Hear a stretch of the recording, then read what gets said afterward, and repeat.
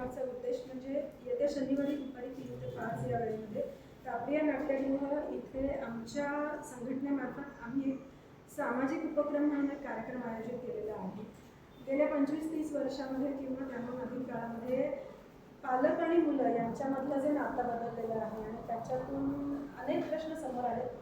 Communication gap आहे, addictions आहेत, alcohol, drugs किंवा सोशल मीडियाचं एक्सपोजर आहे, त्याच्यामुळे तयार झालेला अँगर, ॲग्रेशन, व्हायलन्स आहे किंवा परीक्षामध्ये पालकांना मुलांकडून असलेल्या जास्त अपेक्षा, त्याच्यातून मुलांना येणाऱ्या करिअरबद्दलचा स्ट्रेस, त्याच्यामुळे वाढणारा अँझायटी, डिप्रेशन किंवा कधी कधी सुसायडल टेंडन्सीज. तर या सगळ्या गोष्टी दिवसेंदिवस खूप जास्त भयानक स्वरूप धारण करत आहेत. आणि आमच्या सगळ्यांच्या आतापर्यंतच्या अनुभवावरून आम्हाला असं वाटतं की इथे कुठेतरी बालरोगतज्ञ या नात्याने आम्ही मध्ये येणं गरजेचं आहे. आणि केवळ आम्हीच पुरेसे नाही आहेत, तर समाजातले जे एक्सपर्ट आहेत या विषयामध्ये, म्हणजे सायकॉलॉजिस्ट असतील किंवा या विषयामध्ये काम करणारे सायकियाट्रिस्ट असतील, तर असे अतिशय एक्सपर्ट वक्ते घेऊन आम्ही हा कार्यक्रम घेऊन समोर येतो आहे. या कार्यक्रमामधून आम्ही पालकांच्या समोरच्या बऱ्याच प्रश्नांची उत्तरं तर देणारच आहोत,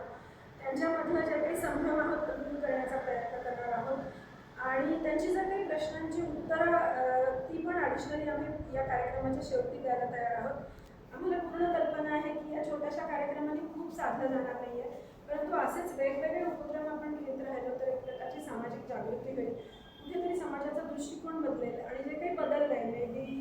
जॉईंट फॅमिलीमधून आपण सेपरेट फॅमिलीमध्ये आलो आहे, कम्युनिकेशनची गॅप तयार झाली, तर कुठेतरी पालकांना एक नवीन दृष्टिकोन मिळेल आणि याच्यातून हळूहळू समाज सुधारणेकडचं एक पाऊल आपल्याला टाकता येईल या उद्देशाने हा कार्यक्रम आहे. आजच्या पत्रकार परिषदेमध्ये तुम्हाला सगळ्यांना बोलवण्याचं कारण की हा इतका चांगला कार्यक्रम आहे, खूप लोकांपर्यंत हा जावा, योग्य वेळेमध्ये जनतेला आम्ही या माध्यमातून आमच्या संघटनेतर्फे आवाहन करेन की जास्तीत जास्त लोकांनी या कार्यक्रमाचा लाभ घ्यावा. जास्तीत जास्त लोकांनी आम्ही जे किंवा आम्ही म्हणण्यापेक्षा वक्ते जे चांगले चांगले संदेश देतात त्याचं आकलन त्यांना व्हावं, त्याचं पालन त्यांनी करावं आणि ते सगळे संदेश जे अटेंड करू शकत नाही आहेत, मोठा समाज आहे, नातेवाईक आहेत, मित्रपरिवार आहेत, तर त्यांच्यातले पण जे टीनेज पेरेंट्स असतील त्यांच्यापर्यंत त्यांनी घेऊन जावं, स्वतःतही बदल करावा आणि त्यातून समाजात बदल घडवण्याचा